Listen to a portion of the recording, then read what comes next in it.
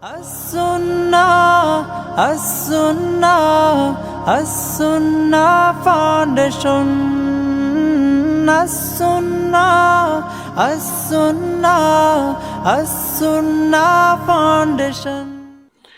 আসসালামু আলাইকুম ওয়া রাহমাতুল্লাহি ওয়া বারাকাতুহু। আলহামদুলিল্লাহ ওয়াসসালাতু ওয়াসসালামু আলা রাসূলিল্লাহ ওয়া আলা আলিহি ওয়া আসহাবিহি ওয়া মান ওয়ালা, আম্মা বাদ। সুপ্রিয় দর্শক শ্রোতা ভাই বোন, দেশ কিংবা প্রবাস যে যেখান থেকে দেখছেন, আপনাদের সকলকে সাদর আমন্ত্রণ জানাচ্ছি আস-সুন্নাহ ফাউন্ডেশন স্টুডিও থেকে। আপনারা দেখছেন আস-সুন্নাহ ফাউন্ডেশন আয়োজিত সাপ্তাহিক সরাসরি প্রশ্ন উত্তরমূলক অনুষ্ঠান শরীয়ত সমাধানের 249তম পর্ব। অন্যান্য দিনের মতো আজও ইনশা আল্লাহ তাআলা ঘণ্টা ব্যাপী আপনাদের সঙ্গে থাকছে এবং আপনাদের করা জীবন জিজ্ঞাসার উত্তর কোরআন এবং হাদিসের আলোকে দেওয়ার চেষ্টা করছি। ওমা তৌফিক ইল্লা বিল্লাহ। আপনার যে কোনো জীবন ঘনিষ্ঠ প্রশ্ন বাংলায় সংক্ষেপে এই পোস্টের মন্তব্যের ঘরে লিখুন। আমরা ইনশাআল্লাহ আপনার প্রশ্ন উত্তর দেওয়ার আপ্রাণ চেষ্টা অব্যাহত রাখব। আমাদের এই লাইভ অনুষ্ঠানটি আপনারা দেখতে পাচ্ছেন আমাদের ভেরিফাইড ফেসবুক পেজে, আস-সুন্নাহ ফাউন্ডেশনের ভেরিফাইড ফেসবুক পেজে, আমাদের ভেরিফাইড ইউটিউব চ্যানেল এবং অন্যান্য পেজ ও চ্যানেল সমূহে একযোগে। প্রিয় দর্শক, আস-সুন্নাহ ফাউন্ডেশনের কোনো আপডেট থেকে থাকলে সেগুলোকে আমরা লাইভের শুরুতে জানিয়ে থাকি। গত 2 সপ্তাহ আমরা ওমরার সফরে থাকার কারণে লাইভ অনুষ্ঠানে নিয়মিত হতে পারিনি, সেজন্য দুঃখ প্রকাশ করছি। আর ফাউন্ডেশনের আপডেট যে বিষয়গুলো আপনাদেরকে জানাবার মতো আছে তা হলো, গত 2 দিন আগে 25শে ডিসেম্বরই আলহামদুলিল্লাহ আস-সুন্নাহ ফাউন্ডেশনের বার্ষিক যে সদস্য সম্মেলন হয়ে থাকে আমাদের লাইফ এবং ডোনার মেম্বারদের, সেই সম্মেলন অনুষ্ঠিত হয়েছে। আজকে আমাদের স্কিলের যে অ্যালামনাই, সেই অ্যালামনাই এর বার্ষিক সম্মেলন হয়েছে এবং আগামীকাল ফাউন্ডেশনের স্বেচ্ছাসেবকদের সম্মেলন হবে ইনশাআল্লাহ তাআলা।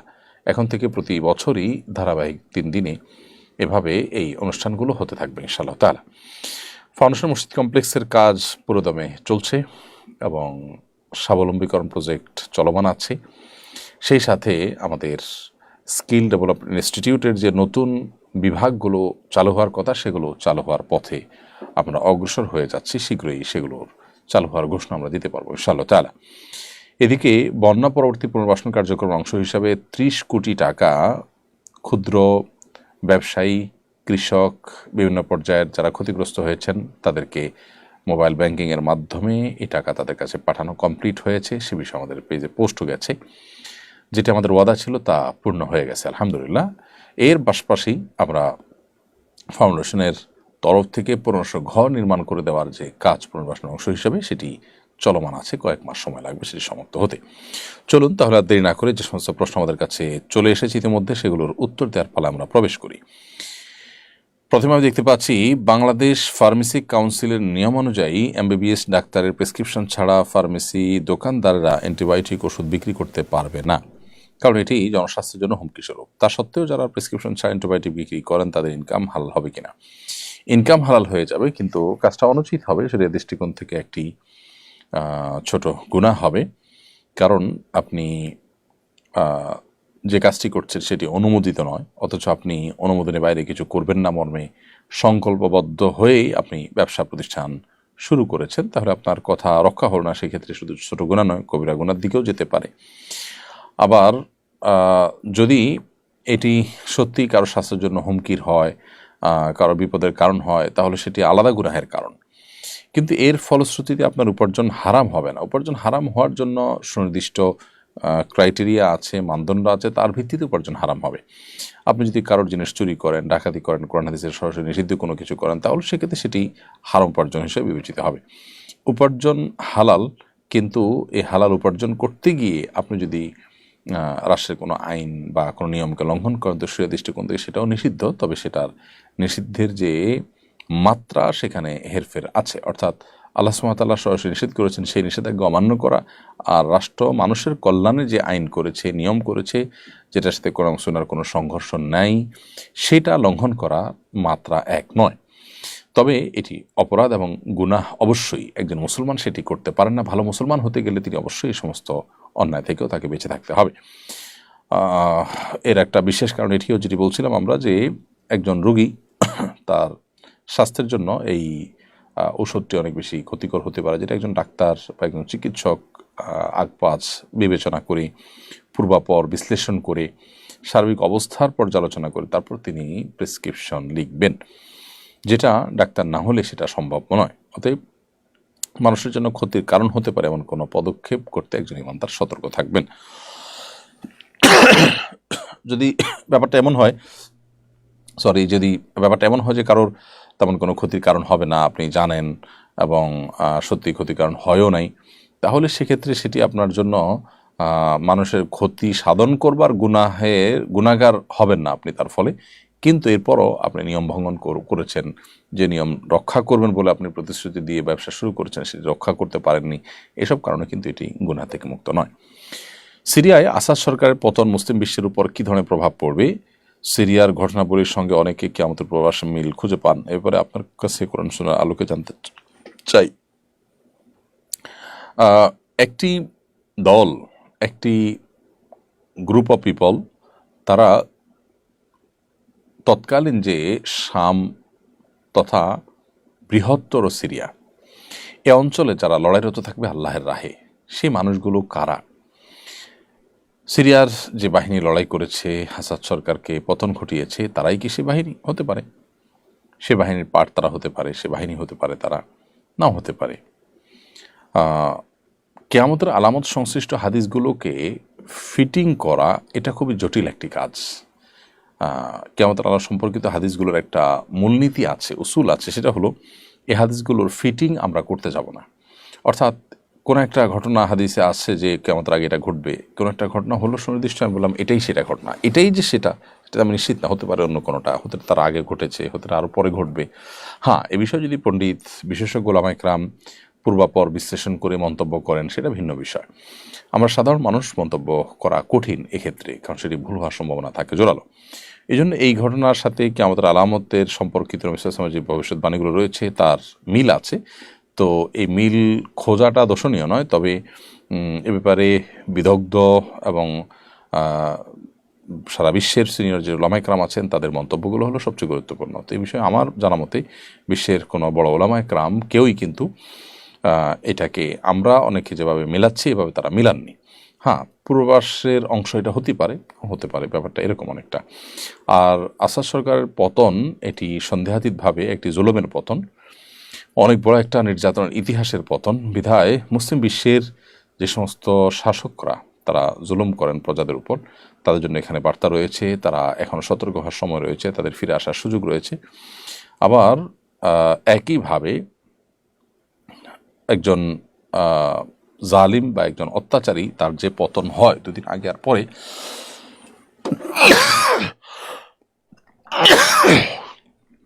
সে বিষয়টি আবারও প্রমাণিত হলো, আবারও প্রকাশিত হলো। এর মধ্য দিয়ে আমাদের যাদের ইমানের দুর্বলতা ছিল, আমরা যারা মনে করতাম যে জালিম এত জুলুম করছে, কেন আল্লাহ তাআলা কিছু করছেন না, তাদের একটা জবাবও কিন্তু এখানে হয়ে গেল।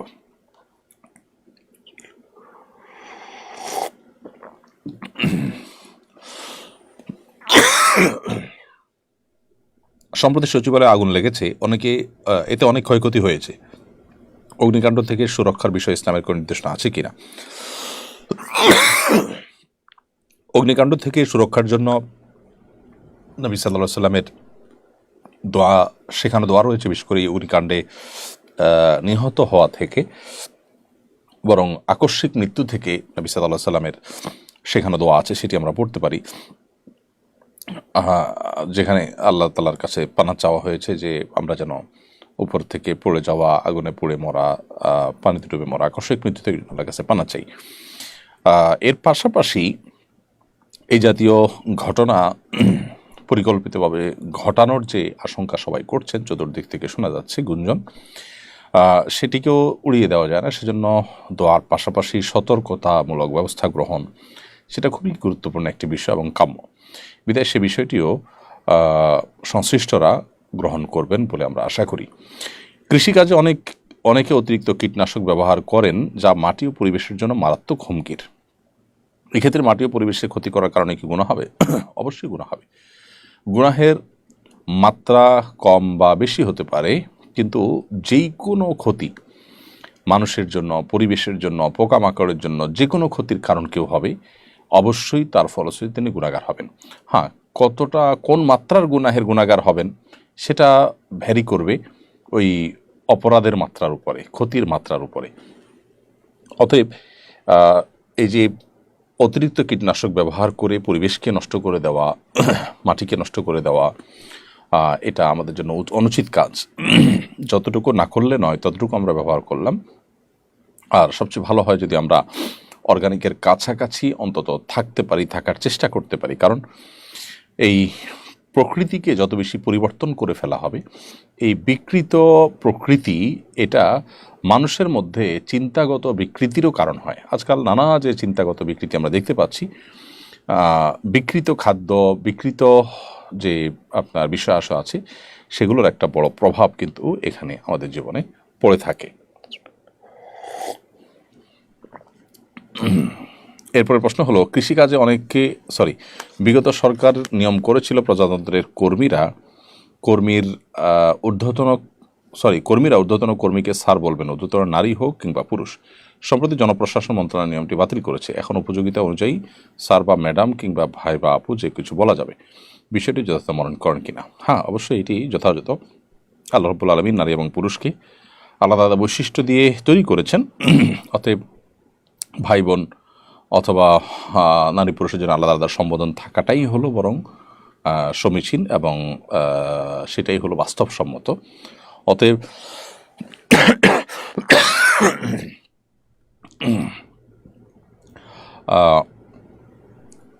এই পার্থক্য রাখার যে প্রচলনটা, সেটাই অধিকতর আমার কাছে যুক্তিযুক্ত মনে হয়। আল্লাহু আ'লাম বিসওয়াব। তবে ইসলামী শরিয়া যে আমাদেরকে জীবন ব্যবস্থা দিয়েছে, এখানে মূলত কাউকে প্রভুর মতো আচরণ করতে নিষেধ করে, আবার কাউকে প্রভুর জায়গায় বসাতে নিষেধ করে। আজকাল আমাদের অফিস আদালতগুলোতে দেখা যায় যে অনেকটা সেরকম আচরণ, সেরকম হাবভাব, বিশেষ করে পশ্চিমাদের সেখানে যে কালচার রয়েছে, সে কালচার এখনও আমাদের সমাজে আছে।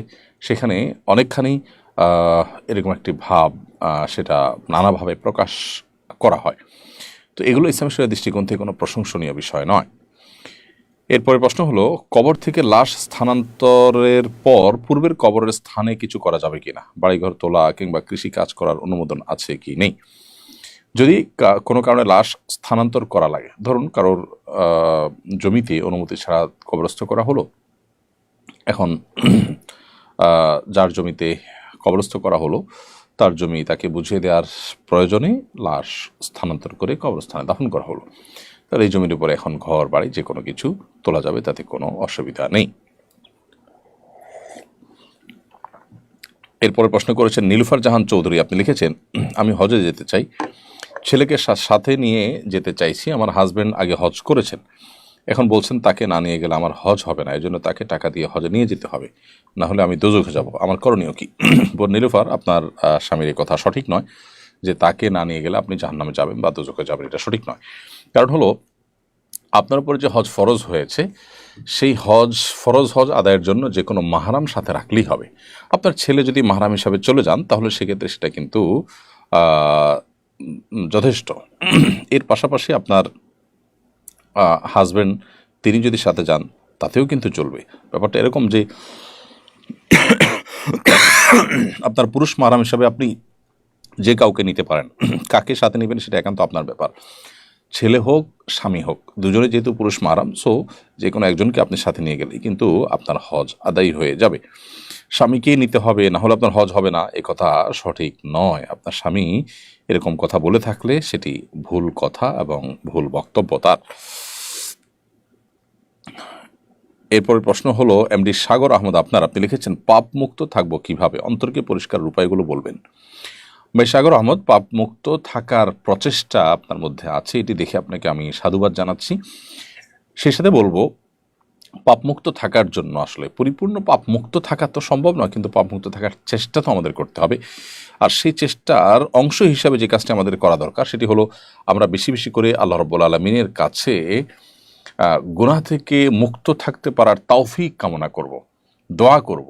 আল্লাহ যেন আমাদেরকে হেদায়েতের উপর রাখেন, আমরা যেন গুনাহ থেকে মুক্ত থাকি। যেমন আল্লাহুম্মা আতি নাফসি তাকওয়াহা ওয়া যাক্কিহা ওয়া আনতা খায়রু মান যাক্কাহা, এটি নবী সাল্লাল্লাহু আলাইহি ওয়াসাল্লামের শেখানো একটি দোয়া।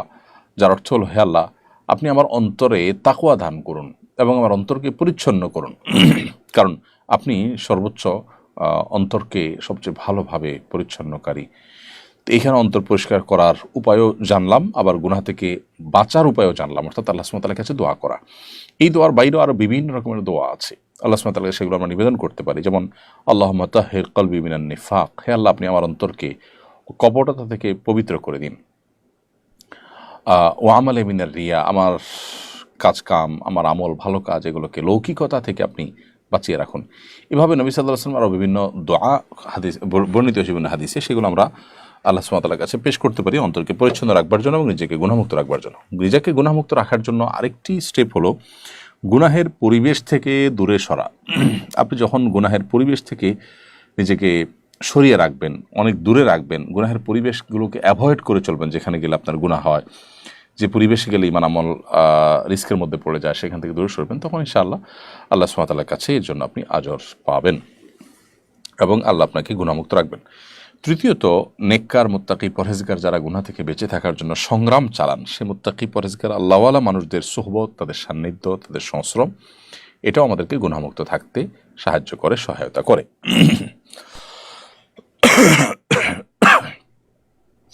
শামীম আহনাফ আপনি লিখেছেন, আসছে 31st নাইট, সে বিষয়ে আমাদের করণীয় কি এবং আমরা কিভাবে এই অনাচার থেকে রক্ষা পাব?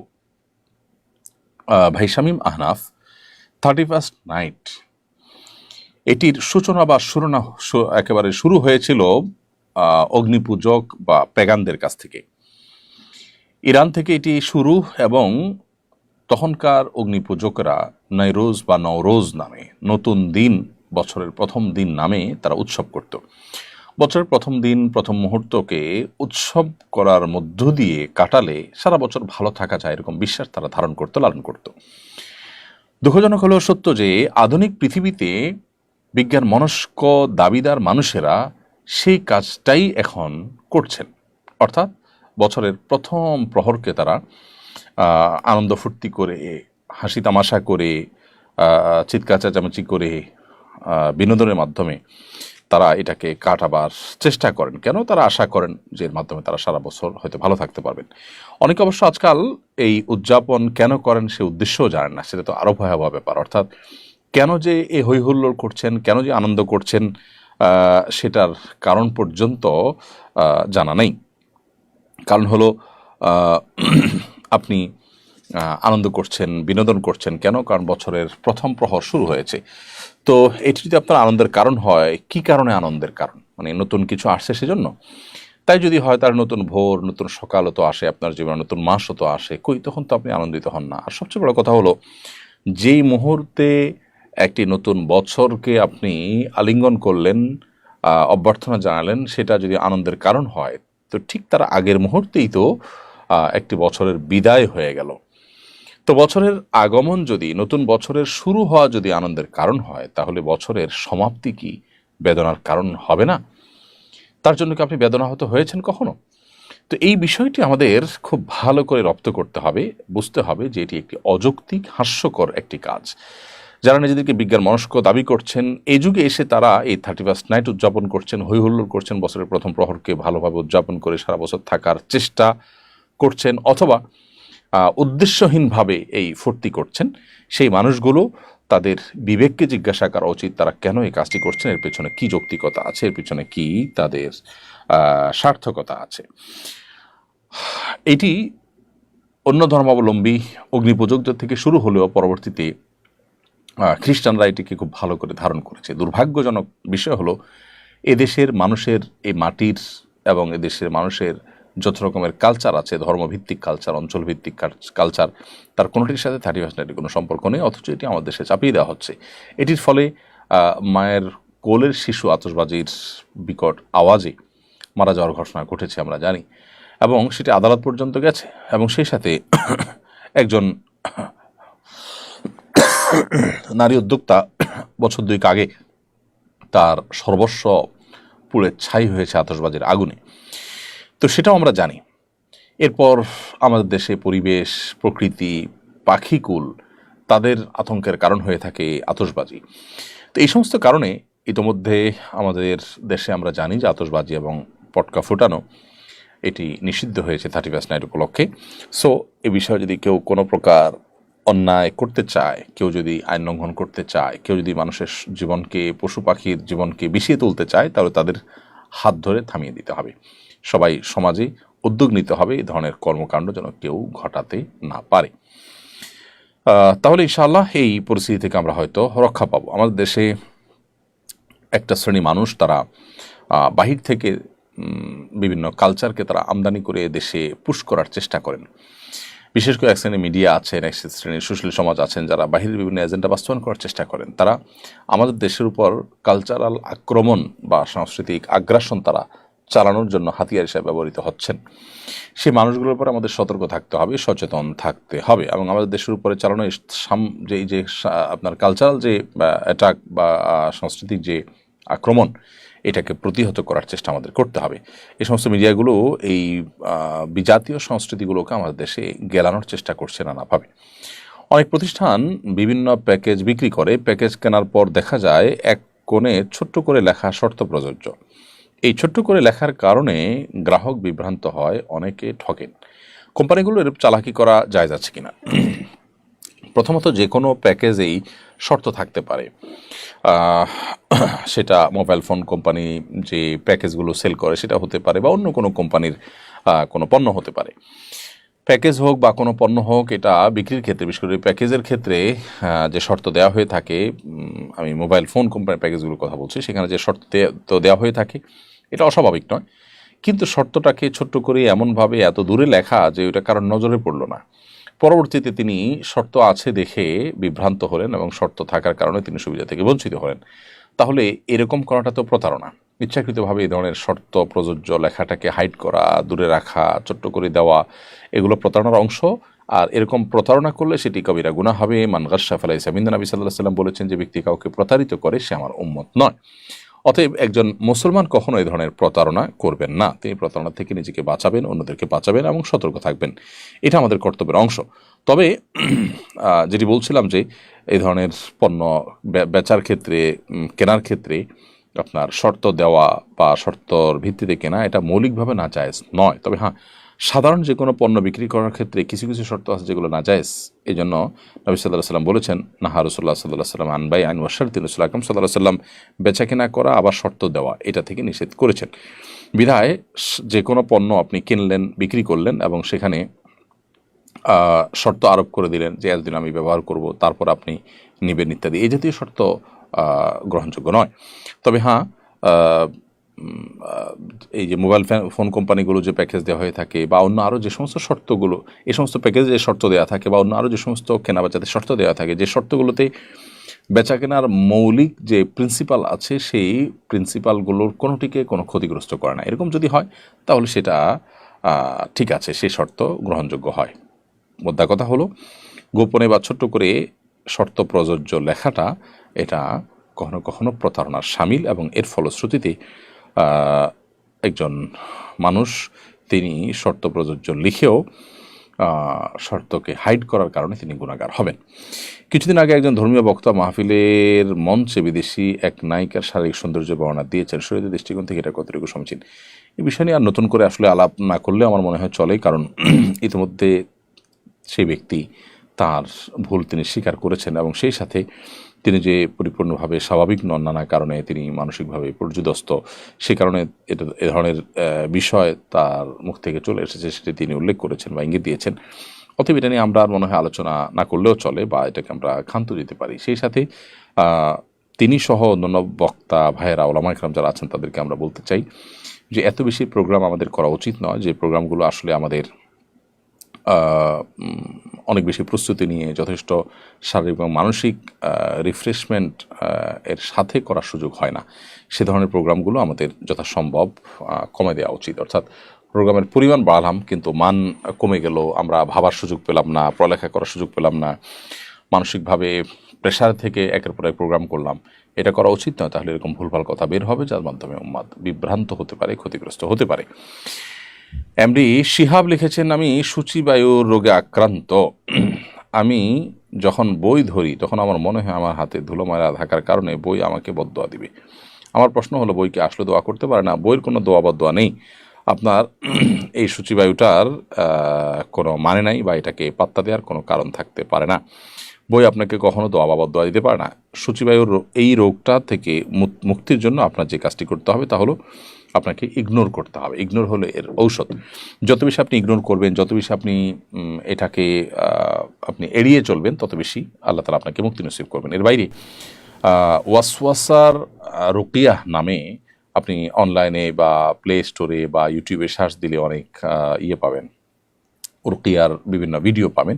সেই রুকিয়ার ভিডিওগুলো যদি আপনি মনোযোগের সাথে শুনেন, শ্রবণ করেন, আশা করা যায় আল্লাহ তাআলা আপনাকে এই রোগ থেকে মুক্তি দান করবেন। এছাড়া ভালো কোনো রাকির শরণাপন্ন আপনি হতে পারেন, মানসিক কোনো ডাক্তার আপনি দেখাতে পারেন। সাইয়েদা বদুর রাশিদ বিডি বি পুরো নামটা বোঝা যাচ্ছে না, বিডুর রাশিদ এরকম কি জানি নামটা।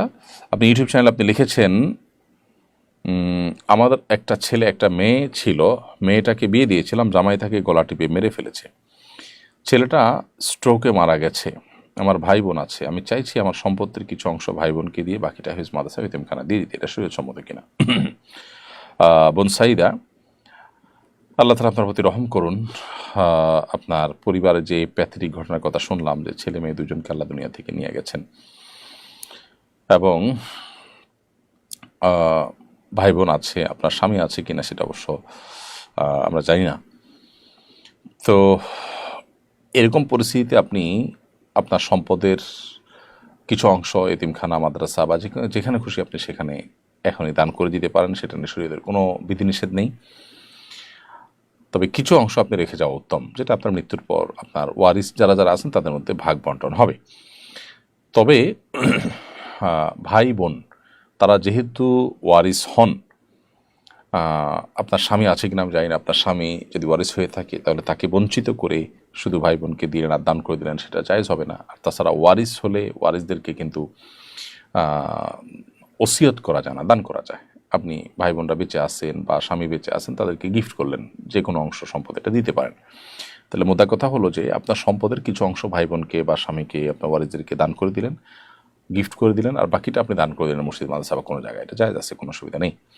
মোহাম্মদ আশিক মডেল আপনি লিখেছেন, সৌদি থেকে বলছি, এখানে ইমামের সূরা ভুল হলে পেছন থেকে মুক্তাদি বলে দেয়, তবুও সেও দেয় না, এতে নামাজ হবে কিনা? সূরার যদি ভুল হয় আর ভুলটা যদি পেছন থেকে কেউ ধরে দেন, তাহলে তার কারণে সিজদায়ে সাহু দিতে হয় না। এটা সব ইমামদের মতোই একমত, এটা সঠিক আছে। অর্থাৎ আমাদের দেশি ইমাম সাহেবরাও যদি নামাজের পেছনে লোকমা দেন, কেরাতের লোকমা, অর্থাৎ সূরা কেরাতে ভুল হয়েছে সে লোকমা দিয়েছেন, তাহলে এর ফলশ্রুতিতে কিন্তু সিজদায়ে সাহু প্রযোজ্য হয় না। সিজদায়ে সাহু প্রযোজ্য হয় তখন যখন কোনো ওয়াজিব ছুটে যায়। তো সূরা কেরাতে ভুল হলে কোনো ওয়াজিব তরক হয় না বা ওয়াজিব ছুটে না, বিধায় এখানে সিজদায়ে সাহু প্রযোজ্য নয়। সুতরাং আপনি সৌদি আরবে যেটি দেখতে পাচ্ছেন সেটি সম্পূর্ণ সঠিকই আছে। এমডি সিয়াম লিখেছেন, একজন বলেছেন, তুমি 10 কিলোমিটার সাইকেল চালিয়ে যেতে পারলে তোমাকে 1000 টাকা দেব। 10 কিলোমিটার সাইকেল চালিয়ে এই টাকা নেওয়া জায়েজ হবে কিনা? একপক্ষীয় এ ধরনের পুরস্কার দেওয়া না জায়েজ নয়। কেউ যদি বলেন যে তুমি এই কাজটি করলে, অ্যাচিভ করতে পারলে, তোমার বীরত্ব, বাহাদুরি বা শক্তিমত্তা দেখাতে পারলে তোমাকে পুরস্কার স্বরূপ এটা আমি দেব, দিতে পারেন, এই দেওয়া নেওয়া জায়েজ আছে। এখানে যদি বাজি ধরাধরি ব্যাপার হতো যে আমি যেতে পারলে তুমি দিবা আর আমি যেতে না পারলে আমি দিব, তাহলে সেক্ষেত্রে সেটা জুয়ার মধ্যে পড়তো এবং সেটা নাজায়েজ এবং গুনাহ হতো। যেহেতু এক পক্ষ পুরস্কার দিচ্ছে, যেতে পারলে পুরস্কার পাবে, আর যেতে পারলে নাই, এটা গ্রহণ করা জায়েজ আছে। ব্যাপারটা এরকম যে কোনো ভালো কাজ বা যে কোনো কাজ কাউকে করতে দিয়ে সে কাজটা করলে তার জন্য বিনিময় দেওয়া বা প্রণোদনা দেওয়া বা পুরস্কার দেওয়া, এটা জায়েজ আছে, কোনো অসুবিধা নেই। আমার স্বামী দুশ্চরিত্র, পরকীয়া করে, তার প্রতি আমার ঘৃণা চলে এসেছে, তার সঙ্গে এক বিছানায় থাকতেও আমার ঘৃণা লাগে, কিন্তু আমি ডিভোর্স দিয়ে তার থেকে আলাদা হতেও চাই না। এখন আমি রাতে ভিন্ন রুমে থাকি এবং তাকেও ভিন্ন রুমে রাখি, এটা আমার জন্য জায়েজ হবে কিনা? দেখুন, স্বামীর প্রতি স্বামী অন্যায় করলে, অপরাধ করলে তার প্রতি ঘৃণা চলে আসাটা তোষণীয় নয়। কেউ অপরাধে লিপ্ত হলে তার প্রতি ঘৃণা আসাটা বরং স্বাভাবিক। অতএব এই ঘৃণার বোধ থেকে আপনি আলাদা থাকছেন, আলাদা রাখছেন, এটা মৌলিকভাবে দোষণীয় নয়। তবে এভাবে আপনি দীর্ঘদিন পর্যন্ত তার সাথে সংসার করবেন আর দুজন দুই বিছানা থাকবেন, এমনটি করার সুযোগ নেই। কারণ এমনটি যদি আপনি করেন তাহলে সেক্ষেত্রে আপনার স্বামীর সাথে স্বামীর যে হক আছে সেটি নষ্ট হবে। এখন আপনি বলবেন স্বামী তো দুশ্চরিত্র স্বামী হলে আপনি তার থেকে পৃথক হওয়ার সুযোগ আছে, আপনি বিচ্ছেদের উদ্যোগ নিতে পারেন, তালাকের উদ্যোগ নিতে পারেন, কারণ সে দুশ্চরিত্র খারাপ মানুষ, সংশোধন করার চেষ্টা আপনি করবেন। এরপর যদি সম্ভাবনা না থাকে, আশাহত হয়ে যান, তাহলে সেক্ষেত্রে তার থেকে পৃথক হওয়ার রাইট বা অধিকার ইসলাম কিন্তু আপনাকে দিয়েছে। কারণ দুশ্চরিত্র মানুষের সাথে সারা জীবন আপনাকে কাটতে ইসলাম বাধ্য করেন। বিধায় আপনি যতদিন থাকবেন ততদিন স্বামী স্ত্রী সুলভ সম্পর্ক রক্ষা করেই চলবেন, আর অভিমান একটা পর্যায় পর্যন্ত আপনি করতেই পারবেন, যেমনটি বলছিলাম। কিন্তু সেটা চিরকাল আপনি এরকম করতে থাকবেন, দীর্ঘদিন এরকম করে থাকবেন, সেরকম করার সুযোগ কিন্তু নেই। আর এর বাইরে আপনি তার সাথে তার বনিবনা হচ্ছে না বা সেই সংশোধন হচ্ছে না, সেজন্য আপনি বিচ্ছেদের উদ্যোগ নিতে পারেন। আর যদি সে তার অপকর্মে লিপ্ত হয় এরপরও আপনি তার সাথে থাকেন, এর ফলে কিন্তু আপনার গুনাহ হবে না। অর্থাৎ আপনি যদি একসাথে থাকেন, একই কক্ষে থাকেন, শারীরিক সম্পর্ক করেন, তাহলে একজন খারাপ মানুষ, তাকে আপনি স্বামী হিসাবে তার সাথে সম্পর্ক বজায় রাখছেন, এই জন্য আপনি গুনাহগার হবেন, ব্যাপারটা সেরকম না। কারণ স্বামী স্ত্রী সুলভ সম্পর্ক যতদিন পর্যন্ত আপনাদের মধ্যে বৈবাহিক সম্পর্ক আছে, ততদিন পর্যন্ত সেই সম্পর্ক বজায় রাখাটা বরং স্বাভাবিক। হ্যাঁ, ঘৃণা থাকাটা তার অপরাধের কারণে সেটা অস্বাভাবিক নয়, সেটা আপনার বরং ইমানের দাবি, সেটাও আপনি করবেন। পাশাপাশি স্ত্রী সুলভ দায়িত্ব আপনি পালন করবেন যদি তার অধীনে আপনি থাকতে চান। আর যদি মনে হয় যে না, তার সংশোধনের আশা করা যায় না, আমি পৃথক হয়ে যেতে চাই, তাহলে সেই উদ্যোগ আপনি নিতে পারেন। বাড়ির মালিকের অনুমতি ছাড়া বাড়ির দেয়ালে মাহফিলে পোস্টার লাগানো যাবে কিনা? কোনো বাড়ির মালিকের দেয়ালে পোস্টার লাগাতে যদি মনক্ষুণ্ণ হন, অসন্তুষ্ট হন, তাহলে সেখানে তাকে ইগনোর করে পোস্টার লাগানো যাবে না, কারণ এতে তার হক নষ্ট হবে। আরেকজনের জায়গাতে তার অনুমতি ছাড়া এই ধরনের কাজ করা যায় নয়, যেটা আজকাল আমরা অহরহ করি। অনেক সময় ওয়াজ মাহফিলের পোস্টার এরকমভাবে লাগায়, যেটা অনুচিত। প্রিয় দর্শক, দেখতে দেখতে অনুষ্ঠানের ঠিক মাঝামাঝি এসে আমরা পৌঁছেছি। সময় হয়েছে ছোট্ট একটি বিরতিতে যাওয়ার। বিরতির পর আবার আমরা ফিরে আসছি ঈশ্বরের সমাধান অনুষ্ঠানে। আশা করছি আমাদের সঙ্গেই থাকবেন ইনশাআল্লাহ তাআলা। কুরআন মানব জাতির মুক্তির সনদ, কোরআন আমাদের গাইডবুক। অথচ সমাজের খুব কম মানুষই কোরআন বোঝেন বা বোঝার চেষ্টা করেন। বছর জুড়ে কোরআন চর্চার লক্ষ্যে শুরু হলো আস-সুন্নাহ ফাউন্ডেশনের যাবৎকালের সর্ববৃহৎ প্রতিযোগিতা কোরআন বর্ষ। 2024 রমজান থেকে 2025 রমজান পর্যন্ত 6 ধাপে অনুষ্ঠিত হতে যাচ্ছে আল কুরআনুল কারীম পাঠ ও প্রতিযোগিতা। বিজয়ীদের জন্য থাকছে 3টি উমরাহ, 1টি কম্পিউটার, 5টি ব্যক্তিগত লাইব্রেরি, 6টি কিন্ডেল রিডার সহ 15 লক্ষ টাকার মূল্যবান সব পুরস্কার। আল্লাহ সুবহানাহু ওয়া তাআলা আমাদেরকে ভালো কাজে একে অন্যের সঙ্গে প্রতিযোগিতায় অবতীর্ণ হওয়ার নির্দেশ করেছেন। সুতরাং আসুন কোরআন চর্চার এই মহা আয়োজনে, কোরআনের এই বিশাল প্রতিযোগিতায় সামিল হয়ে নিজেদেরকে কোরআনের জ্ঞানে সমৃদ্ধ করি, জীবনকে করি কোরআনময়। পার্থিব এই সমস্ত মহামূল্যবান পুরস্কার জেতার পাশাপাশি আল্লাহ সুবহানাহু ওয়া তাআলার কাছ থেকে অফুরন্ত বিনিময় লাভের এই সুযোগটি যেন আমাদের কারোর হাতছাড়া না হয়। তাহলে আর দেরি নয়, শুরু করুন এখনই কোরআন বর্ষ, বছরব্যাপী কোরআন চর্চার এক অনন্য আয়োজন। আস-সুন্নাহ ফাউন্ডেশন, উম্মার স্বার্থে, সুন্নাহর সাথে। বিরতির পর আবারও স্বাগতম জানাচ্ছি ঈশ্বরের সমাধান অনুষ্ঠানে। আপনারা দেখছেন আস-সুন্নাহ ফাউন্ডেশনের স্টুডিও থেকে আয়োজিত সরাসরি প্রশ্ন উত্তরমূলক অনুষ্ঠান শরীর সমাধানের 249তম পর্ব। বিরতির আগে আমরা অনেকগুলো প্রশ্নের উত্তর দিয়েছি। বিরতির পর আমি দেখতে পাচ্ছি যে প্রশ্নগুলো আমাদের সামনে আছে। তার মধ্যে একটা হলো, বিয়ে করার ক্ষেত্রে কোনটার প্রাধান্য থাকা ভালো? নিজের পছন্দের মেয়েকে বিয়ে করা নাকি পরিবারের পছন্দের কোনো মেয়েকে বিয়ে করা? এটা আসলে প্রশ্নটি এভাবে না করে আমরা এভাবে বলতে পারি, বা এভাবে বলা উচিত যে আমরা বিবাহ করার ক্ষেত্রে কি দেখে বিবাহ করব। কারণ নবী করিম সাল্লাল্লাহু আলাইহি ওয়াসাল্লাম এই বিষয়ে যে হাদিস বলেছেন সেটা অনেকটা এরকম যে বিভিন্ন কিছু দেখে তো মানুষকে বিবাহ করে, 4টি বিষয় দেখে সাধারণত বিবাহ করা হয়। ফাজফার বিজাতির দিন, তোমরা ধার্মিকতা দেখে বিবাহ করে বিবাহে তুমি জয়ী হওয়ার চেষ্টা করো বা জেতার চেষ্টা করো, সফল হওয়ার চেষ্টা করো। তো এখানে বিবাহে দিনদারিতা বা ধার্মিকতা দেখতে হবে। নিজের পছন্দের মেয়েটা যদি ধার্মিক বেশি হয়, পরিবারের পছন্দের মেয়েটা ধার্মিক কম হয়, তাহলে সেক্ষেত্রে নিজের পছন্দকে প্রাধান্য দিবেন। আর যদি পরিবারের পছন্দের মেয়েটা বেশি ধার্মিক হয়, দিনদার হয় নিজের পছন্দের মেয়ের চাইতে, তাহলে সেটাকে প্রাধান্য দিবেন। অর্থাৎ এখানে পাত্রী দেখবেন পছন্দ কার সেটা বিবেচ্য নয়, বিবেচ্য হলো পাত্রীর অবস্থা। তামান্না ইসলাম আপনি লিখেছেন, নাপাক শুকনা জায়গায় ভিজা হাত বা কাপড় লাগলে কি নাপাক হয়ে যাবে? কোনো কাপড়ে নাপাক লেগেছে, কোনো শরীরে নাপাক লেগেছে, কোনো জায়গায় নাপাক লেগেছে, সেখানে ভিজা হাত যদি লাগে আর ভিজা হাতের যে ভিজা ভাব বা তার যে পানি, সেটা লেগে যদি ওই কাপড় বা জায়গা থেকে নাপাকির কোনো আলামত উঠে আসে, অর্থাৎ সে ভিজা হাতে দুর্গন্ধ বা দৃশ্যমান নাপাকি যদি উঠে আসে, তাহলে সেটা নাপাক হবে।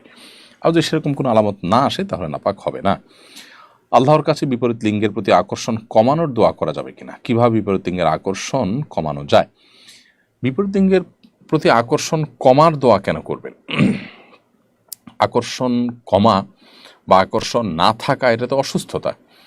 আপনি আপনি পর্দাহীনতা থেকে মুক্তির জন্য নিজেকে পরিচ্ছন্ন রাখবার জন্য আল্লাহর কাছে দোয়া করবেন যে আল্লাহ আমার মনের ভিতরে যেন পরনারীদের প্রতি বাজে চিন্তা না আসে বা দৃষ্টিকে যেন আমি হেফাজত করতে পারি, আপনি সেই দোয়া করবেন। আপনি নিজের কোনো শক্তি বা নিজের কোনো সামর্থ্যকে নষ্ট হওয়ার দোয়া আপনি আল্লাহ তাআলার কাছে করবেন না। আর যদি এখানে আকর্ষণ কমানো বলতে আপনি নিজেকে নিয়ন্ত্রণ করা বোঝেন, তাহলে ঠিক আছে, সে অর্থে তো আপনি দোয়া করতেই পারেন। ইসলাম ধর্ম, এই আইডি থেকে আপনি লিখেছেন, আমার বাবা মা আমার 3 বোনকে বেশি প্রাধান্য দেয়, আমার সাথে তারা তেমন কথাও বলে না, আমাকে সবসময় তুচ্ছতাচ্ছিল্য করে, এতে কি তাদের অপরাধ হচ্ছে না? যদি বাস্তবে এমনটি হয়ে থাকে যেমনটি আপনি বলেছেন, তাহলে অবশ্যই অপরাধ হবে।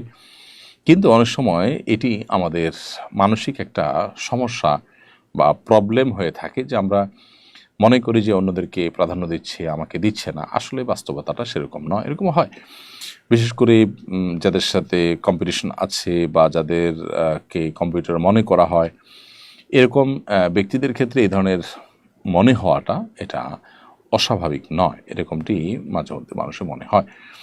তো এই জন্য বাস্তবে কি সেটা ঘটছে নাকি এটা আপনার মনে হচ্ছে জাস্ট, সেটা দেখার বিষয়। অবশ্য আমি প্রেমের সম্পর্কে জড়িত আছি এবং বিভিন্ন প্রতিকূলতার কারণে এখন বিয়ে করা সম্ভব হচ্ছে না। পরবর্তীতে সেই ব্যক্তিকেই বিয়ে করলে আমার পূর্ববর্তী গুনাহ কি ক্ষমা করা হবে? হারাম সম্পর্কে জড়ালে বিবাহ করলে সেটা হালাল হয়ে যায় না। অনেকেই এটা মনে করেন যে অবৈধ রিলেশন থাকলে বিবাহ করলে বোধ হয় সে অবৈধ রিলেশনটা বৈধ হয়ে যায় বা হালাল হয়ে যায়। বাস্তবে সেরকমটি নয়, বরং হারাম সম্পর্ক হারামই থাকবে এবং তার জন্য আপনি যতক্ষণ পর্যন্ত তওবায়ে নাসুহা বা খাঁটি অন্তরে তওবা আল্লাহ সুবহানাহু ওয়া তাআলার কাছে না করবেন, ততক্ষণ পর্যন্ত সেটি কিন্তু মাফ হবে না। বিয়ে করেছেন কি করেন সেটা দেখার বিষয় নয়। তবে হ্যাঁ, কাউকে বিবাহের প্রলোভন দিয়েছেন, প্রতিশ্রুতি দিয়েছেন, কথা দিয়েছেন কোনো যৌক্তিক কারণ ছাড়া বা স্বার্থের কারণে শুধুমাত্র তাকে আপনি বিবাহ করেননি, তাহলে সেক্ষেত্রে আপনার প্রতিশ্রুতি রক্ষা করলেন না, সে গুনাহগার হলেন। তো এক্ষেত্রে প্রতিশ্রুতি যদি আপনি রক্ষা করেন, তাকে যদি বিবাহ করেন, তাহলে আপনি প্রতিশ্রুতি রক্ষা করলেন, প্রতিশ্রুতি ভঙ্গ করলেন না, জাস্ট এটুকু। কিন্তু ইতিপূর্বে যে হারাম রিলেশন হয়েছে সেটার জন্য আপনাকে আল্লাহর কাছে ইস্তেগফার করতে হবে, তওবা করতে হবে। বিবাহ সেটাকে রিকভার করার জন্য বা আল্লাহর কাছ থেকে গুনাহ মুক্ত করার জন্য, ক্ষমা আদায় করে দেওয়ার জন্য যথেষ্ট হবে না। সুলতান মিয়া, এটি থেকে আপনি লিখেছেন, ছোট ভাইয়ের ইনকামের উপর বড় ভাইয়ের কতটুকু হক আছে? ভাই সুলতান মিয়া, ছোট ভাইয়ের যে উপার্জন, সেই উপার্জনে বড় ভাইয়ের হক থাকবে ততটুকু যতটুকু বড় ভাইয়ের মৌলিক প্রয়োজন পূরণ হওয়ার জন্য প্রয়োজন এবং তার অন্য কোনো উপায় উপার্জন নেই। এরকম যদি হয় যে ছোট ভাই তিনি উপার্জন করছেন বা তার সম্পদ আছে, এদিকে বড় ভাইয়ের চলার মতো, বেঁচে থাকার মতো, জীবন ধারণ করবার মতো যে মৌলিক প্রয়োজন সেটি পূরণ করবারও ব্যবস্থা নেই, এরকম পরিস্থিতিতে এই ভাইকে ছোট ভাই তার উপার্জন থেকে টাকা পয়সা দিয়ে মৌলিক প্রয়োজন পূরণের সহযোগিতা করাটা তার কর্তব্য। আর যদি বড় ভাই তার মৌলিক প্রয়োজন, বেঁচে থাকার জন্য যা দরকার হয়, অন্ন, বস্ত্র, বাসস্থান, একেবারে যা না হলে নয়, সেটা ব্যবস্থা তার আছে, হ্যাঁ, এক্সট্রা বা উপরি বা একটু ভালোভাবে চলার ক্ষেত্রে তিনি ছোট ভাইয়ের সহযোগিতা প্রত্যাশা করেন, তাহলে এইটা বড় ভাইয়ের প্রাপ্য নয় এবং ছোট ভাইয়ের কর্তব্য নয়।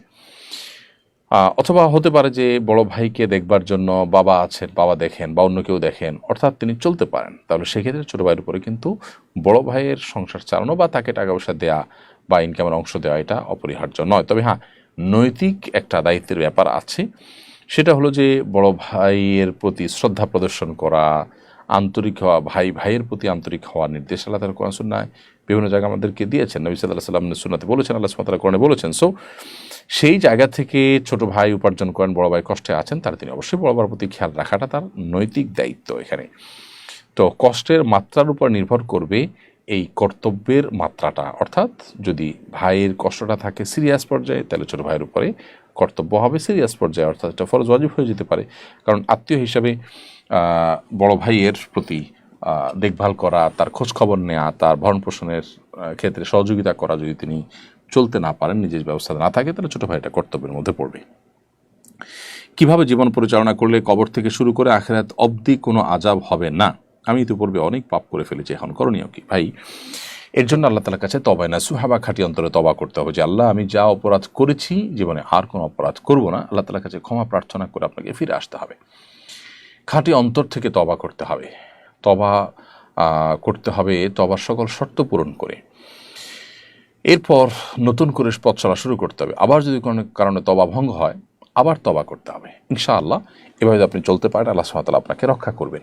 আল্লাহর আযাব থেকে বাঁচার জন্য আল্লাহর ভয়ে সন্ত্রস্ত হয়ে চোখের পানি ফেলে আল্লাহর কাছে কেঁদে কেটে বিভিন্ন সময় দোয়া করতে হবে। গুনাহমুক্ত এবং জাহান্নামের আযাব থেকে মুক্ত থাকার জন্য যে দোয়াগুলো আছে, যেমন রব্বানা আতিনা ফিদ দুনিয়া হাসানা ওয়া ফিল আখিরাতি হাসানা ওয়া কিনা আযাবান নার, নবী সাল্লাল্লাহু আলাইহি ওয়াসাল্লাম সেখানে দোয়া আছে আল্লাহুম্মা আজিরনি মিনান নার। তো এই দোয়াগুলো আপনি বিশেষ করে পড়বেন এবং সকল গুনাহ থেকে বেঁচে থাকবেন। ইতিপূর্বে করা গুনাহ থেকে তওবায়ে নাসুহা বা খাঁটি অন্তরে তওবা করবেন। ইনশাআল্লাহ আল্লাহ তাআলা হেফাজতে রাখবেন। সুমন হাওলাদার আপনি লিখেছেন, আমি প্রতিদিন 2 ওয়াক্ত নামাজ পড়ি, আমার জন্য দোয়া করবেন, আমি যেন 5 ওয়াক্ত নামাজ পড়তে পারি। ভাই সুমন হাওলাদার, আপনার জন্য দোয়া রইল, আল্লাহ রাব্বুল আলামিন আপনাকে প্রতিদিন 5 ওয়াক্ত সালাত আদায় করবার সুযোগ এবং তৌফিক দান করুন। বিশ্ববিদ্যালয়ের বিভিন্ন কালচারাল প্রোগ্রামে শিক্ষার্থীদের নৃত্য বা ডান্স পরিবেশনকারীকে কি নর্তকী বলা যাবে বা নর্তকীর সাথে তুলনা করা যাবে? তাদেরকে নর্তকী বললে তারা নেতিবাচকভাবে নেন। নর্তকী মানেই তো নৃত্যকারী, অর্থাৎ যিনি নৃত্য করেন সেই নারীকে তো নর্তকী বলা হবে, আর নৃত্যকারী নারীকে তো নর্তকী বলা হয়। সো তিনি নৃত্য করেন, আবার তাকে নর্তকী বলে তিনি মন খারাপ করবেন, সেটার তো কোনো আসলে যৌক্তিক কারণ নেই। তবে যদি কেউ কোনো কথায়, কেউ কোনো উপাধিকে গালি মনে করেন, তো সেটা অ্যাভয়েড করা উচিত। এটা হলো জেনারেল কথা। বাট একজন মানুষ নর্তন করছেন, তিনি নৃত্য করছেন, তাহলে সেক্ষেত্রে তিনি নর্তনকারী বা নর্তকী, এই হিসেবে তার কাজের সাথে তার উপাধির এটা হুবহু মিল আছে। তারপরও একজন মানুষ গুনাহে লিপ্ত, তাকে আপনি দাওয়াত দিতে চান, তাহলে সেক্ষেত্রে তাকে যেই শব্দ বললে তিনি হার্ট হবেন বা শক্ত হবেন, কষ্ট পাবেন, সেই শব্দ না বলে তাকে অন্য কোনো শব্দ দিয়ে আপনি ভূষিত করলেন বা সম্বোধন করলেন, সেটা অবশ্যই দাওয়াতের কৌশল হিসাবে ভালো। অ্যাক্সিডেন্টের কারণে আমার পায়ে প্লাস্টার লাগানো হয়েছে, এটা ভেজানো যাবে না, এমত অবস্থায় গোসল ফরজ হলে কি করব? যে প্লাস্টার লাগানো আছে সেটা যেহেতু ভেজানো যাবে না, গোসল ফরজ হলে তার উপরে তার নিচের অংশকে খুব ভালো করে ধোবেন এবং এই অংশটাকে ভিজা হাত দিয়ে উপরে মুছে নেবেন, বাস তাহলেই হবে। এখন কতটা উপরে পানি দিলে তো এখানে চলে আসবে, তাহলে সেক্ষেত্রে হাত হলে এভাবে খাড়া করে রাখবেন, পা হলে ওইভাবে পজিশন করবেন যাতে করে ধুইতে গিয়ে যেন ব্যান্ডেজের ভিতরে পানি না যায়। তো ব্যান্ডেজের বাইরের যে অংশগুলো আছে সেগুলো আপনাকে ধুইতে হবে, আর ব্যান্ডেজের অংশটাতে এসে ভিজা হাত দিয়ে উপরে মুছে নিলে চলবে, মাসা করে নিলে চলবে। শিবলি শেখ এআইডি থেকে আপনি লিখেছেন, আমার বিয়ে পড়ানোর সময় 3 নম্বর কবুল বলার সময় আমি অন্য শব্দ বলি, তখন হুজুর সেটা 3 নম্বর কবুল ধরে নেয়, এতে কি আমার বিয়ে সঠিক হয়েছে? যেখানে 2 পরিবারের লোক উপস্থিত ছিল, কবুল একবারও যদি আপনি বলেন তাতেও আপনার বিবাহ বিশুদ্ধ হয়ে গেছে। অতএব আপনি এটা নিয়ে অরিড থাকার কোনো প্রয়োজন নেই। আমার ঠান্ডাজনিত সমস্যা আছে, ঠান্ডা পানি দিয়ে ওযু করলে সমস্যা হয়, তায়াম্মুম করা যাবে কি না? ভাই, ঠান্ডাজনিত সমস্যা যদি এই পর্যায়ের হয় যে ওযু করলে আপনি ভয়াবহ অসুস্থ হয়ে যান, এই অসুস্থ থেকে আর আরোগ্য লাভের কোনো উপায় থাকে না, মুমূর্ষু হয়ে যান এবং গরম পানিতেও আপনার কাজ হয় না, তাহলে সেক্ষেত্রে তায়াম্মুম করলে আপনার চলবে। সাধারণত এরকম পর্যায়ে যায় না, সাধারণত একটু কষ্ট হয়, হয়তো ঠান্ডা লাগে, তাহলে সেক্ষেত্রে আপনি গরম পানি ব্যবহার করেন, একটু কষ্ট করেন, তাহলে ওযু করতে পারেন। অর্থাৎ পানি ব্যবহার করার সক্ষমতা যতক্ষণ থাকবে, যে কোনো উপায় যতক্ষণ মতো ওপেন থাকবে ততক্ষণ তো আপনাকে পানি ব্যবহার করে উযু করতে হবে। যখন পানি ব্যবহার করে উযু করা সম্ভবপর হবে না কোনো কারণে, একদম নিরুপায় হয়ে যাবেন, তখন আপনি তায়াম্মুম করলে চলবে। এক মেয়ের সাথে আমার সম্পর্ক ছিল, বিয়ের পরেও সে কথা বলতে চায় আমার সাথে, স্বামী নাকি অনেক সমস্যা করে, সে এগুলো আমার সাথে শেয়ার করে, আমি কি তার সাথে এভাবে সম্পর্ক রাখতে পারবো? না, বিবাহের একজন মেয়ের সাথে বিবাহ আপনার হোক না হোক, তার বিবাহ হোক বা না হোক, বিবাহ বহির্ভূতভাবে সম্পর্ক করা আপনার জন্য উচিত নয়। এমনকি তার স্বামীর সমস্যা থাকলে সেটা তার অভিভাবককে বলবে, তার বাবা মাকে বলবে, ভাই বোনকে বলবে, এমন কাউকে বলবে যাদেরকে বলে সমস্যা হবে, সমাধান হবে। আপনাকে বললে সেটা আপনার যদি দুর্বলতা কাজ করে, সিম্প্যাথি কাজ করে, তাহলে এটা শয়তানি একটা ওয়াসওয়াসা, শয়তানের একটা রুট, যেটা দিয়ে আপনাকে সে গুনাহে লিপ্ত করতে চায়। বিধায় আল্লাহর ভয় এখান থেকে বেঁচে আসার চেষ্টা করতে হবে। বাসায় বিড়াল আছে, কদিন পর পর বাচ্চা হয়, এই জন্য আমাদের অনেক ঝামেলা হয়। আমরা চাই এটার প্রজনন ক্ষমতা বন্ধ করতে, করা যাবে কিনা? হ্যাঁ, পশু পাখির যদি এরকম সন্তান অতিরিক্ত হওয়ার ফলে আপনি তাদের জন্ম নিয়ন্ত্রণ করতে চান, প্রজনন ক্ষমতা বন্ধ করতে চান, সেটি জায়েজ আছে। কারণ মানুষের জন্য যেটি নিষেধ, এক্ষেত্রে পুরুষের ক্ষেত্রে সেটি নিষেধ নয়, কারণ মানুষের ক্ষেত্রে যে কারণটা রয়েছে এখানে সেই কারণটা কিন্তু নেই। মোর্শেদ আলম চৌধুরী আপনি লিখেছেন, ইচ্ছে করে কেউ গর্ভস্থ শিশু নষ্ট করলে কি গুনাহ হবে? অবশ্যই গুনাহ হবে। গর্ভস্থ শিশু নষ্ট করা আর মানুষ হত্যা করা একই কথা। আল্লাহ সুবহানাহু ওয়া তাআলা বলেছেন, ওয়াইদাল মাউউদাতু সুইলাত বিআইয়িযা মিন কুতিলাত, মাতৃ গর্ভে থাকা সন্তানকে কেন হত্যা করা হলো, বা মেয়ে হিসাবে জন্ম গ্রহণকারী নারীকে কেন হত্যা করা হলো, কিয়ামতের ময়দানে যখন জিজ্ঞাসা করো, সেই কথা তোমরা স্মরণ করো, সেই মুহূর্তের কথা তোমরা স্মরণ করো। অতএব সন্তান গর্ভস্থ থাকলে তার মধ্যে যদি প্রাণ চলে আসে, হার্টবিট চলে আসে, তারপরে সেই সন্তান নষ্ট করা আর মানুষ হত্যা করা একই কথা।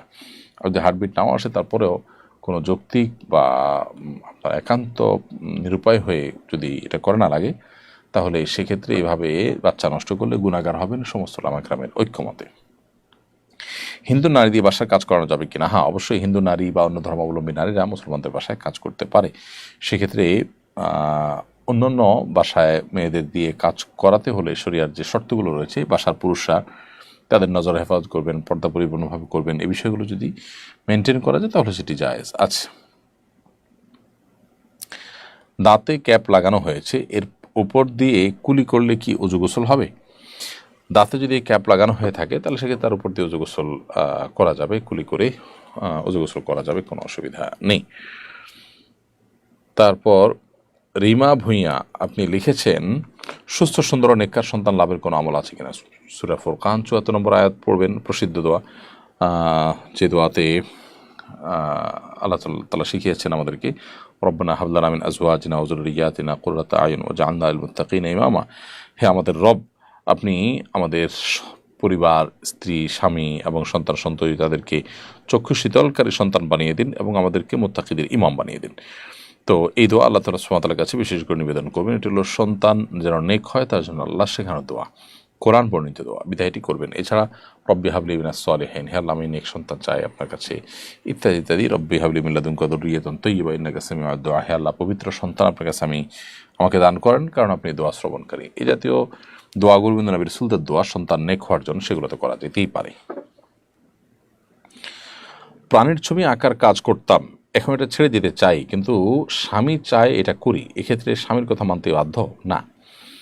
আপনি কোনো গুনাহের কাজ ছাড়ার ক্ষেত্রে স্বামী যদি বাধা দেন, তার সে বাধা শুনতে আপনি বাধ্য হন, তবে বিনয়ের সাথে সম্পর্ক যেন নষ্ট না হয় সেজন্য আপনার অপারগতার যে কারণটা সেটি বোঝাবার চেষ্টা করবেন, যে আল্লাহ রাব্বুল আলামিনের নিষেধাজ্ঞাকে লঙ্ঘন করাই পৃথিবীর কোনো মানুষের আনুগত্য করবার কোনো সুযোগ নেই, সেই জায়গা থেকে আমি নিরুপায়, এটা আপনি তাকে বোঝাবার চেষ্টা করবেন। আমি শাশুড়ির সাথে ঝগড়া করে তাকে আঘাত করেছি, এতে স্ত্রী তালাক হবে কিনা? প্রথমত, শাশুড়ির সাথে ঝগড়া করে যদি তাকে আঘাত করেন তো সেক্ষেত্রে সেটা গর্হিত কাজ হয়েছে, জঘন্য অন্যায় হয়েছে। যত যাই হোক না কেন, তিনি আপনার মায়ের মতো, বয়সেও আপনার মায়ের মতো, মর্যাদার দিক থেকেও মায়ের মতোই অনেকটা। বিধায় স্বামীর সাথে সুসম্পর্ক রাখবার প্রয়োজন হলেও আপনার স্ত্রীর সাথে সুসম্পর্ক রাখার প্রয়োজন হলেও আপনার শ্বশুর-শাশুড়ির সাথে এই ধরনের আচরণ আপনার দ্বারা মোটেও কাম্য নয়। তাছাড়া তর্কের খাতিরে ঝগড়ার কারণে কাউকে শরীরে আঘাত করা, এটা তো সাধারণভাবেই অবিচার বা অন্যায়, সেটা একটা ভিন্ন বিষয়, কিন্তু এর ফলে আপনার স্ত্রী আপনার সাথে তালাক হয়ে যাবে না বা আপনার থেকে বিচ্ছিন্ন হয়ে যাবে না। এরপর শেখ সাহেব আইডি থেকে আপনি লিখেছেন, অনেক সময় কয়েক মাস বা কয়েক বছর পরও মৃত ব্যক্তির লাশ অক্ষত অবস্থায় পাওয়া যায়, এটা কি সত্য? হতে পারে, সেটার কোনো বৈজ্ঞানিক যৌক্তিক কারণ থাকতে পারে, আবার এটি অলৌকিকতাও থাকতে পারে, কোনো ব্যক্তির কারামত, তার সম্মানার্থে আল্লাহ সুবহানাহু ওয়া তাআলা তার লাশকে হেফাজত করেন, এমনটি হতে পারে। আবার সেটার কোনো সায়েন্টিফিক কারণেও তার লাশ মাটিতে পচেনি সহজে, সেরকমটিও ঘটা অস্বাভাবিক নয়। আমি একজন সরকারি হাসপাতালের ডাক্তার, আমাদের ডিউটি টাইম 8টা থেকে 2টা 30 পর্যন্ত, কিন্তু আমি 11টায় যাই, ঊর্ধ্বতন কর্মকর্তারা জানান, তাদের কোনো আপত্তিও নেই, এটা কি আমার জন্য জায়েজ আছে? একটা হলো যে ঊর্ধ্বতন কর্মকর্তারা কিছু বলতে পারছেন না, বলার কোনো সুযোগ নাই, সেটা। আরেকটা হলো যে তারা আপনার প্রতি খুব আন্তরিক, বন্ধুবান্ধবের মতো, অথবা এগুলো দেখেও তারা না দেখার ভান করে থাকেন, এটা তাদের ঢিলামের অংশ। এগুলো যদি হয় তাহলে সেক্ষেত্রে আপনার এই সুযোগ না জায়েজ হবে না।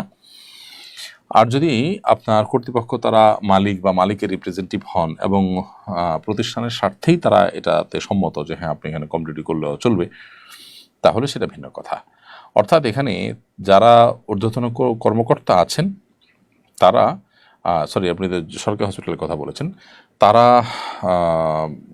দায় সারার ভাবের কারণে অথবা আপনার দুর্বলতার কারণে যদি তারা দেখেও না দেখার ভান করেন, তাহলে সেক্ষেত্রে তাদের এই মৌন অনুমতি বা অনুমোদন এটা আপনার ডিউটিতে সময় কম দেওয়াটাকে হালাল করবে না। আমার উপর যতটুকু ট্যাক্স আসে আমি তা আদায় করতে প্রস্তুত, কিন্তু উকিল বলেন আমরা আপনার ইনকাম কম দেখাবো, বিনিময়ে আমাকে এত টাকা দিবেন। আমি বেশি ট্যাক্স দিতে রাজি ছিলাম, কিন্তু ঘুষ দিতে রাজি ছিলাম না, তাই আমি এ দাবি প্রত্যাখ্যান করি। ফলে তারা আমার নামে বিভিন্ন মিথ্যা অপবাদ জড়িয়ে মিথ্যা মামলায় আমাকে ফাঁসিয়ে দেয় এবং আমার কাছে বড় অঙ্কের টাকা দাবি করে। বাধ্য হয়ে আমি তাদেরকে টাকা দিই। এদিকে আমার গুনাহ হবে না, আপনার গুনাহগার হবেন না, বরং আপনি আল্লাহ তাআলাকে সবের ভাগীদার হবেন, কারণ আপনি হারাম থেকে বাঁচার জন্য সংগ্রাম করেছেন, চেষ্টা করেছেন। অবশ্য আপনি একটু কৌশলী হয়ে চেষ্টা করলে হয়তো আপনার এই পরিণতি হতো না। আমির হোসেন আপনি লিখেছেন, আমার বউ আমার মায়ের গায়ে হাত তোলে, ইন্না লিল্লাহ। আমার মা রাগ করে নিজের গায়ে আগুন লাগিয়ে দেয়। এখন আমার করণীয় কি? উল্লেখ্য আমার মায়ের কিছু দোষ ছিল। আপনার মায়ের যত দোষী থাকুক না কেন, স্ত্রী আপনার মায়ের গায়ে হাত তোলা, তার মার মর্যাদার সমান এরকম নারীর গায়ে হাত তোলা অবশ্যই তার অপরাধ হয়েছে। এক্ষেত্রে স্ত্রী যদি তার ভুল বুঝতে পারেন, তাহলে সেক্ষেত্রে ভবিষ্যতের জন্য তাকে সংশোধনের সুযোগ দিতে পারেন, তবা সুযোগ দিতে পারেন, এবং মায়ের কাছে উভয় মাপ চাইবেন এবং মায়ের দোষগুলোকে যেন হজম করেন, সহ্য করেন স্ত্রী, তাকে বোঝানোর চেষ্টা করবেন, কাউন্সিলিং করবেন। যে বৃদ্ধ মানুষ, তারা অনেক কিছুই বোঝেন না, তাদের অনেক কিছুকে ক্ষমাসুন্দর দৃষ্টি দেখতে হয়, নিজেরাও একদিন বৃদ্ধ হব আমরা, এরা স্ত্রীকে বোঝানো যেতে পারে। আর মায়ের কাছ থেকে অবশ্যই ক্ষমা প্রার্থনা করতে হবে। উভয়ের যতক্ষণ পর্যন্ত দিল থেকে ক্ষমা করে না দেন, ততক্ষণ পর্যন্ত ক্ষমা চাওয়া অব্যাহত রাখতে হবে। বিয়ে হয়ে গেছে কিন্তু উঠিয়ে আনা হয়নি, এখন কি তারা অন্তরঙ্গ হতে পারবে? আগদ যদি হয়ে যায়, দুজন সাক্ষীর উপস্থিতিতে প্রস্তাব এবং সম্মতি যদি হয়ে যায়, তাহলে সেক্ষেত্রে উঠে আনা হলো কি হলো না তাতে কিছু আসে যায় না। তারা স্বামী স্ত্রী সুলভ আচরণ করতে পারে এবং অন্তরঙ্গ হতে পারে। বাবা মসজিদের জমি ওয়াকফ করেছিলেন, এটা মসজিদের দখলেও। এখন মেয়ে গরিব হওয়ায় চায় জমি ফিরিয়ে নিতে, মসজিদ কর্তৃপক্ষ কি ফেরত দিতে পারবে? বাবা যদি জমি দান করে গিয়ে থাকেন, তাহলে সেক্ষেত্রে সন্তান সেটা ফেরত দিতে পারবেন না। মসজিদে যদি চলে যায়, দান করে যান, ওয়াকফ করে যান, স্থায়ীভাবে দান করে দিয়ে যান, তাহলে সেক্ষেত্রে সন্তান সেটাকে প্রত্যাহার করবার অধিকার বা সুযোগ নেই। সেকেন্ড হ্যান্ড মোটর সাইকেলের মিটার কম দেখিয়ে বেশ দিন চলা বাইক কম চলেছে দেখিয়ে বিক্রি করা যাবে কিনা? না, অবশ্যই এটা প্রতারণা, এটা গুনাহ। নবী সাল্লাল্লাহু আলাইহি ওয়াসাল্লাম বলেছেন, মান গাশশা ফালাইসা মিন্না, যে ব্যক্তি প্রতারণা করে কাউকে, সে ব্যক্তি আমার উম্মত নয়।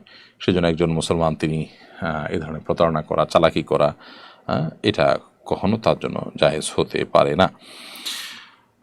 বিধায় এ ধরনের হারাম থেকে আমরা বেঁচে থাকার চেষ্টা করব।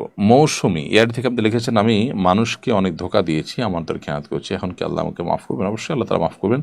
তবে যাদের আমাদের খেয়াত করেছেন, যদি আর্থিক আমানত হয় বা সম্ভ্রমগত মর্যাদা রক্ষা না করে যে আমানত নষ্ট করা সেটা হয়ে থাকে, তাহলে সেক্ষেত্রে আপনি সংশ্লিষ্ট ব্যক্তির কাছ থেকে মাপ চাইবেন, আল্লাহর কাছে মাপ চাওয়ার পাশাপাশি আল্লাহ তাআলা অবশ্যই ক্ষমা করবেন। আর যদি সেরকম বিষয় না হয়, যে মানুষের কাছে ক্ষমা চাওয়ার মতো না হয়, তাহলে সেক্ষেত্রে আল্লাহ সুবহানাহু ওয়া তাআলার কাছে খাঁটি অন্তরে তওবা করবেন এবং আমানত যেগুলো খেয়ানত করেছেন সেগুলো ব্যাক করবার কোনো ওয়ে থাকলে আপনি সেই চেষ্টা করবেন। আমার বাবা মারা গেছেন, ভাইয়েরা বলছেন 40 দিন না গেলে সম্পদ বন্টন করা ঠিক নয়। এর আগে নাকি বাবার আত্মা আসা যাওয়া করে, বাড়ি নাকি 40 দিন না গেলে পবিত্র হয় না। এটা কি সঠিক? এটা ভুল কথা।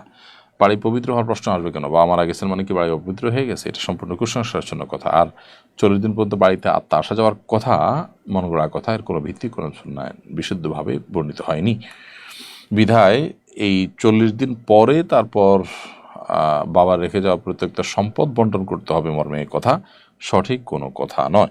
বরং বাবা মারা যাওয়ার পর সেদিনই সম্পদ বন্টন হলেও সেটা দোষের কোনো বিষয় নয়।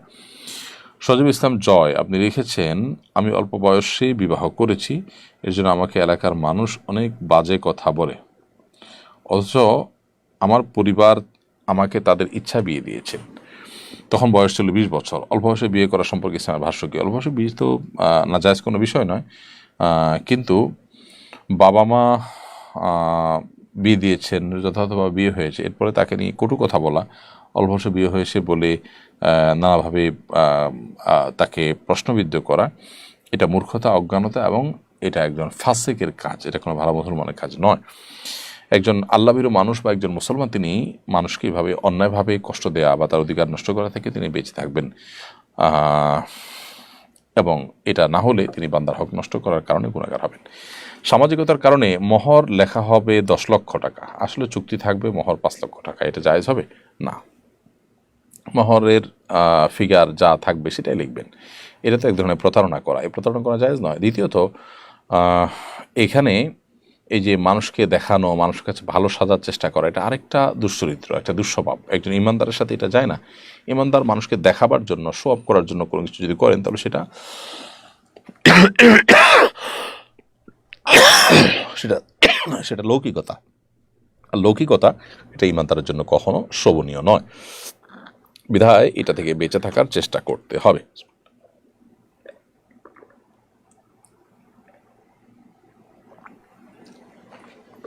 এরপরের প্রশ্ন হলো, জাকাতের মূল্য নির্ধারণ করার পরে আমাদের ঘরে থাকা পুরাতন কাপড় জাকাত হিসাবে দিলে আদায় হবে কিনা?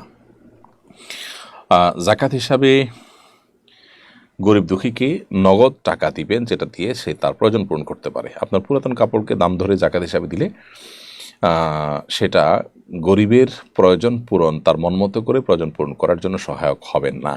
এই জায়গা থেকে এটা সঠিক কাজ হবে না।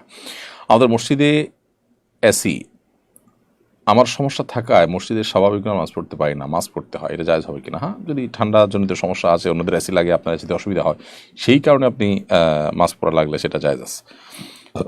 আমার হাজব্যান্ড ডাক্তার, বিভিন্ন ওষুধ কোম্পানির পক্ষ থেকে তিনি গিফট পান, এগুলো নাকি ঘুষের অন্তর্ভুক্ত, তাই এখন আমরা নেই না। কিন্তু আগে যেগুলো নিয়েছে ওগুলো কী করবো? আগে নিয়েছেন না জেনে, সেগুলো থাকলে ফেরত দিবেন, আর যদি না থাকে তাহলে ফেরত দিবেন। তাদেরকে যদি ফেরত দেওয়ার সুযোগ থাকে ভালো, নাহলে গরিব দুঃখীদেরকে দান করে দিবেন, নিজেরা ভোগ করবেন না। ওষুধ কোম্পানি যেগুলো দিয়ে থাকে সেগুলো উৎকর্ষ, ওগুলো গ্রহণ করা জায়েজ নাই। ডাক্তারদেরকে যেগুলো তারা দিয়ে থাকে, হ্যাঁ, স্যাম্পল হিসাবে দিয়েছে, নতুন কোনো কিছুর সাথে পরিচিত হওয়ার জন্য কোনো মেডিসিন দিয়েছে, সেই মেডিসিনটা নতুন বের হয়েছে, সেটা ভিন্ন কথা। আমার কাজিন অভাবগ্রস্ত, তার স্বামী ধনী, কিন্তু স্বামী তার খোঁজ খবর রাখে না, এমনকি ভরণ পোষণ ঠিক মতো দেয় না, তাকে কি আমি জাকাত দিতে পারবো? হ্যাঁ, অবশ্যই আপনি তাকে জাকাত দিতে পারবেন, যদি তিনি অভাবী হয়ে থাকেন, দরিদ্র হয়ে থাকেন, ফকির হয়ে থাকেন, তার যদি কিছু না থাকে। আমি একটা কোম্পানিতে কাজ করি, আমার অফিসিয়াল ডিউটি 6টা পর্যন্ত, প্রতিদিনের কাজ নির্ধারিত, অনেক সময় বিকেল 3টার দিকে আমার কাজ শেষ হয়ে যায়, এরপর পুরো ফ্রি হয়ে যাই। এই সময় যদি আমি অন্য কারো কাজ করে দেই তবে কি তা জায়েজ হবে? আপনি যে কোম্পানিতে কাজ করছেন সেখানে 6 ঘন্টা যে আপনার সময়, সেই 6 ঘন্টা আপনাকে পূরণ করতে হবে। এই সময়ের পর আপনি যা খুশি করতে পারেন, কিন্তু ওই সময়ের মধ্যে যদি কোম্পানির কাজ নাও থাকে, ওই সময় আপনি অন্য কোনো কাজ করে না জায়েজ হবে। তবে হ্যাঁ, আপনার কোম্পানিরই অন্য কোনো এমপ্লয়ের অন্য কোনো কাজ করে দিয়েছেন, এটা কোম্পানিরই কাজ, তাহলে সেটা না জায়েজ হওয়ার কথা নয়। ইমামের সাথে নামাজ আদায়ের সময় দেখা যায় আমার দরুদ শেষ হওয়ার আগেই তিনি সালাম ফিরিয়ে ফেলেছেন, এক্ষেত্রে করণীয় কি? দ্রুততার সাথে দরুদ যদি শেষের দিকে থাকে শেষ করে সালাম ফিরাবেন, আর যদি শেষের দিকে না থাকে তাহলে যে কোনো একটা জায়গায়, মানে ফুল স্টপ দেওয়ার মতো জায়গায় স্টপ দিয়ে সালাম ফিরে ফেলবেন। সজীব ইসলাম জয় লিখেছেন, মুসাফা করার পর বুকে হাত দেওয়ার বিধান কি? অনেকে এটা করতে দেখা যায়। মুসাফার সাথে বুকে হাত দেওয়ার কোনো সম্পর্ক নেই, মুসাফা করেছেন, শেষ হয়ে গেছে, আলাদা করে বুকে হাত দেওয়ার দরকার নেই। তারপরও আপনি কারোর প্রতি ভক্তি প্রকাশের জন্য আলাদা একটু বুকে হাত দিলেন, সেটা হলো একান্ত আপনার নিজস্ব ব্যাপার, সেটাকে মুসাফার পাঠ বা ইবাদত মনে করলে বেদাত হবে।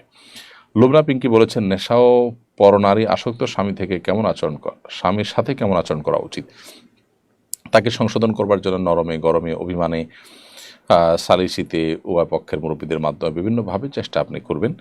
আর আচরণ আপনি তার সাথে গালমন্দ করা বা শরিয়ার সীমানা চলে যায়, লঙ্ঘন হয়ে যায়, এরকম করে আচরণ করার জন্য জায়েজ নয় কোনো অবস্থাতেই। আর তাকে সংশোধনের জন্য চেষ্টা তো আপনি অব্যাহত গতিতে চালিয়ে যাবেন, সেটা তো আছেই। এর পাশাপাশি মানুষ হিসাবে কিছুটা রাগান্বিত হওয়া, কিছুটা অভিমান করা, এটা তো অস্বাভাবিক নয়, সেটা আপনি করতে পারেন। তবে যদি তার সংশোধনের সম্ভাবনা না থাকে তাহলে তার থেকে আপনি তালাক বা বিচ্ছেদের পরিকল্পনা করার অধিকার আপনাকে শরীয়ত দিয়েছে। আমি একজন ডিভোর্সি মহিলা, আমার এক কলিগের সঙ্গে আমার সম্পর্ক হয়, এরপর আমরা আল্লাহকে সাক্ষী রেখে বিয়ে করি। সাক্ষী হিসেবে কোনো মানুষ ছিল না, আমাদের বিয়ে হয়েছে কিনা, না আমাদের বিয়ে হয়নি। বিয়ের ক্ষেত্রে সাক্ষী দুজন পুরুষকে হতে হবে, আল্লাহকে সাক্ষী রেখে বিয়ে বলতে কোনো বিবাহ নেই, এটা কোনো সঠিক বা বিশুদ্ধ কোনো বিবাহের পদ্ধতি নয়।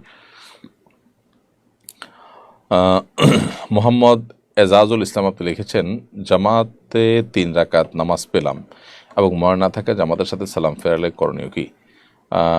জামাতের সাথে যদি আপনি সালাম ফিরিয়ে ফেলেন তারপরে মনে হয়, তাহলে সেক্ষেত্রে আমি শেষে সিজদা সহ দিবেন, নামাজ হয়ে যাবে ইনশাআল্লাহ। আমার ছেলে সফরিতে গেলে ভিডিও করে, এতে কোনো সমস্যা আছে কিনা?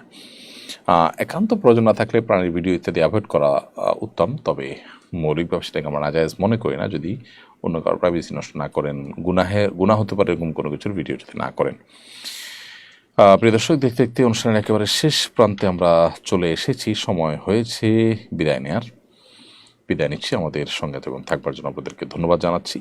পরবর্তী লাইভ অনুষ্ঠানে আবারও দেখা হবে। আল্লাহ তাআলা সে পর্যন্ত আমাদের সবাইকে ভালো রাখুন, নিরাপদে রাখুন, সুস্থ রাখুন।